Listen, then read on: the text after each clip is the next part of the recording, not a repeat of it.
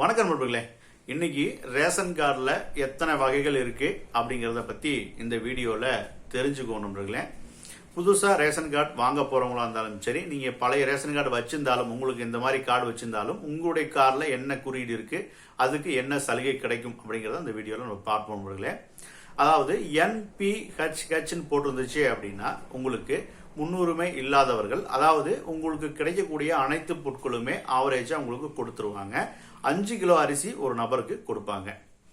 அடுத்து பாத்தீங்க அப்படின்னா PHH இருக்கும். ஸோ PHH முன்னுரிமை உள்ளவர்கள், இவங்களுக்கு பாத்தீங்கன்னா ஒரு நபருக்கு 8 கிலோ அரிசி கொடுக்குறாங்க உங்களுக்கு. அதே மாதிரி NPHH உள்ள முன்னுரிமை இல்லாதவர்களுக்கு கார்டுக்கு வரக்கூடிய அனைத்து சலுகைகளுமே இவங்களுக்கும் கிடைச்சிடும்.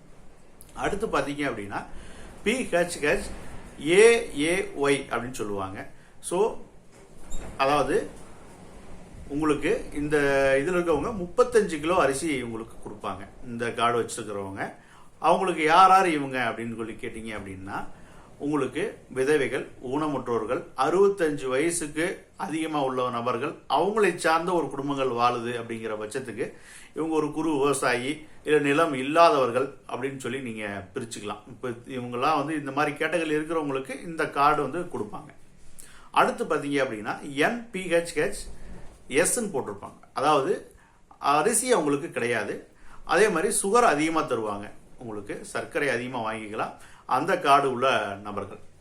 அடுத்து பார்த்தீங்க அப்படின்னா NPHH NC அப்படின்னு இருக்கும். ஸோ இவங்களுக்கு எந்த பொருளுமே ரேஷன் கடையில் கொடுக்க மாட்டாங்க. இவங்க வந்து ஒரு அடையாள அதுக்காக இந்த அட்டை வந்து வச்சிருப்பாங்க. ஸோ நம்ம ஆதார் கார்டை எப்படி யூஸ் பண்ணிக்கிறோமோ அது மாதிரி இவங்க ஒரு அடையாள அட்டைக்காக இதை வந்து பயன்படுத்திக்குவாங்க. இந்த 5 வகையாக தான் நம்ம வந்து பிரிச்சிருக்கிறாங்க.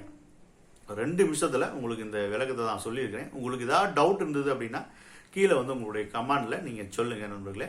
அதற்கான விளக்கத்தை கண்டிப்பா நம்ம கொடுப்போம். இந்த வீடியோவை முழுமையா பார்த்த அனைவருக்கும் மிக்க நன்றி நண்பர்களே.